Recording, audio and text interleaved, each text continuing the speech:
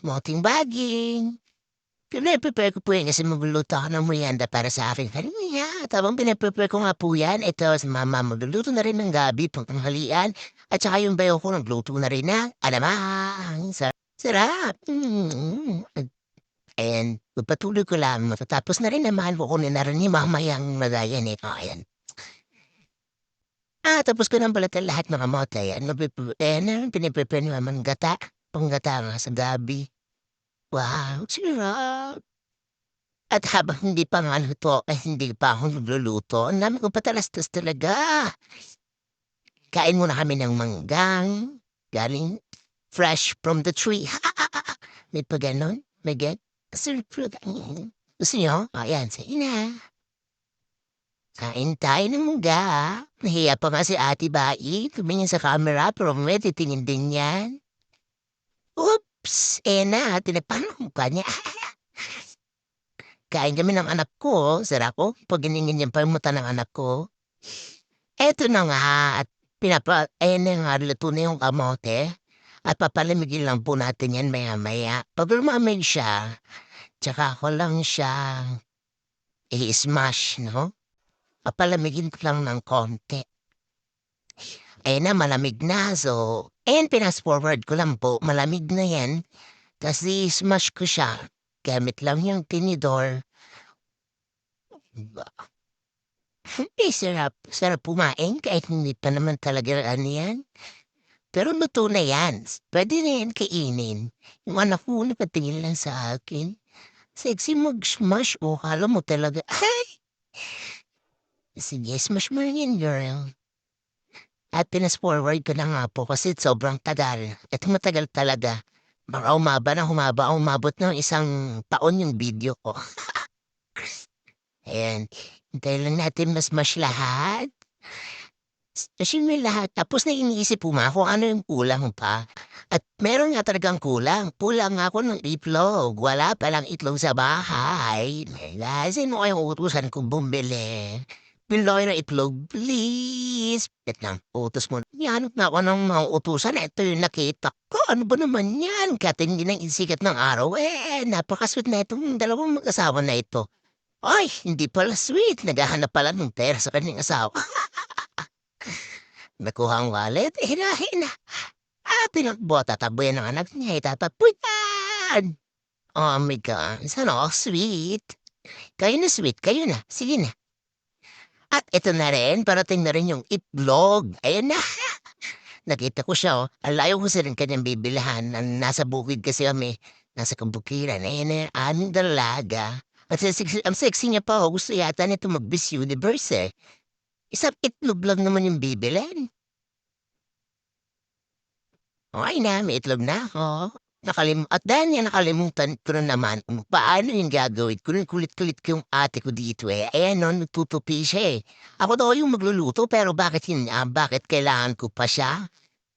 Oh, sige na 'te, tulungan mo na ako ayan dahil napilit ko na siya, siya na yung magmi-mix niyan. Ayan, ganun talaga yung ate ko eh, 'pag tulog. Eme, o 'di ba? Siya na yung magmi-mix kasi hindi ko alam magtantya-tantya. Tantyahin mo yan 'te. Diyan ka magaling 'di ba, sa tantyahan. Ayan hanggang mix na yan, prepare ko din mamaya-maya yung cheese, ipapalaman ko diyan. Ay yung gagawin ko nga pala pardon, napanood ko lang 'to sa YouTube actually, yung donut na made in sweet potato. May pa gano'n pa ako. Yan, nagtanong pa ako sa ate ko na ilalagyan pala ng tubig yan. First time ko po kasing gagawa, so hindi ko alam. Buti na lang nandiyan talaga si ate. Marunong siya sa mga ganyan eh. Pinakuha niya ang asukal. Nilalagyan pala ako ng asukal yan. At nilagyan niya rin yan ng asin ha, pero konti lang. Nilalagyan pala yan. Nagmumukha talaga akong ano nito eh. Walang alam sa mundo. Oh my God, buti na lang nandiyan yung ate ko. Ang superwoman pagdating sa kusina. Ipakita ko lang kung paano niya nilinis, o, di ba? Fast forward ko na ulit dahil sobrang tagal. Sige lang te, mix-mix mo yan te, ako na ang maghuhugis. And may cheese na ako. Ayan na po ang aking pinipare. And iaano ko na lang, ihuhulma ko na po siya. Binigyan ako ng ate ko ng hulmahan ng donut. Sabi ko, hindi ko kailangan dahil maghuhulma ko, lalagyan ko pa kasi ng cheese sa gitna. So, hindi ka na po kailangan. Ang lalaki nga ng naano ko, nagawa ko dito eh. Wait lang po, kaya papakita ko mga kung paano. Iikot po kunyari marunong ako. Kasi nagtanong pa nga ako sa mama ko eh kung paano ba yun ma para ano, para hindi dumikit sa kamay. Lagyan nga raw ng harina at ganyan na ang ginawa ko, 'di ba? Galing talaga. Pamilya ko lang actually yung marunong sa mga ganyan-ganyang eme-eme sa kusina. Ako'y nag-aaral pa lang, ngayon pa lang matututo. Sabi ko nga kay mama, 'pag ito natutunan ko puwede na akong mag-asawa. Kaso sabi ni mama hindi daw ako pang-asawa kasi di ako marunong magluto at di ako marunong sa bahay. Kaya huwag niyo na akong aasawahin. Sadya huwag mo na rin ako asawahin. And ganyan nga lang yung ginawa ko diyan tapos bubutasan ko lang po yan sa gitna mamaya. Wait lang, kulang na yung harina. Ayan, 'di ba bilog naman siya. Ta's bubutasan ko lang siya sa gitna. Alam mo mukha siyang do not eat daw sabi ng pamangkin ko.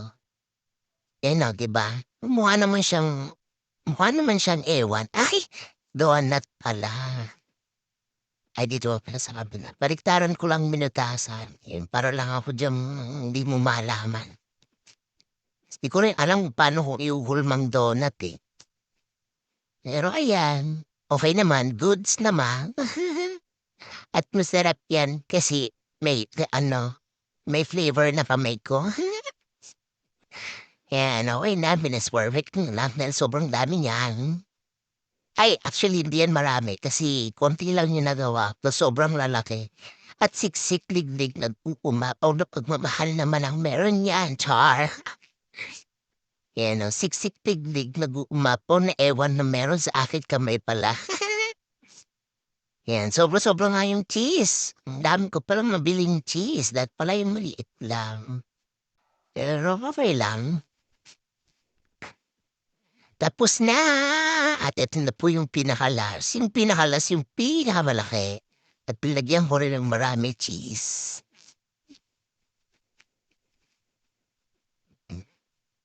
Lagyan na lang yan at matatapos na nga po ako diyan. Ito na at Diyos ko napakadikit naman nito sa kaldero. Hala, last na nga pinatagal mo pa te. Tinanong ko pa nga yung ate ko diyan, eh, kung nagpainit na ba ng mantika? Aba, ako lang yung kusinera na kailangan ko ng maraming kamay. Kailangan ko ng maraming tulong nila.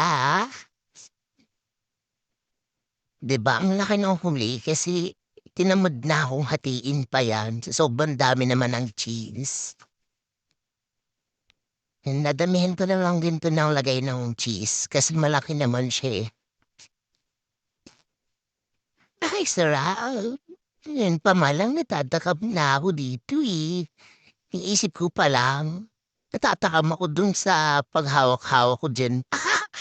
Nilamas-lamas ko yung ano na yan, pagkain na yan, pero naubos din naman yan. Tingnan niyo na lang po mamaya kung paano silang niyan, mag-aagawan. Ay, hindi ko pala na-video, char. Ano yan, tagal naman ito. Kasi ayun ho, sira-sira siya. Actually, kulang kasi ito talaga sa harina kasi kundi lang yung harina, eh. Kasi yung mga ingredients ko po diyan, pinagkukuha ko lang sa mga ingredients ni ate. Eh na, tapos na. At 11 nga lang po yung nagawa ko sa sobrang lalaki niyan. Yan, painit na rin ako ng mantika. Alam niyo ba humingi pa ako ng tulong para lang magpaapoy niyan kasi wala po kaming gas. Sa bukid lang po kami pero masarap pa rin naman. Masarap talaga yung luto pag sa kahoy mo niluto. 'Di ba, agree din naman kayo diyan? 'Pag sa bukid masarap ang mga luto. Dahil sa apoy po yan sa apoy malamang sa apoy po yan niluluto, I mean sa kahoy. 'Di ba, muntik pa nga masunog yung unang luto ko. At matatapos na rin ako magluto, wait lang, parang merong naghihintay. Konti na lang naman yan, konting tiis na lang matitikman din natin yang mga yan. Isipon na nga ako. Actually masama talaga yung pakiramdam ko nito, eh. Siguro dapat laging masama yung pakiramdam ko para nagluluto ako sa bahay. Wala naman akong silbi sa bahay kundi tumambay, charot! Pero yun talagang ginagawa ko pagka Linggo. Wala lang, tambay sa bahay. No, hinihintay nila yung lulutuin ko. At grabe na maluto. First bite, unang tikim, unang kagat, si mama. Sarap ba, ma? Ganda mo dyan, ma, in fairness. Sarap. Ngam, ngam, ngam, ngam niya. Sarap, ma? At eto na niya, papatikin ko na sa kanila kaso sabi niya mainit ka daw, eh. Cute ng pamangkin ko, oh.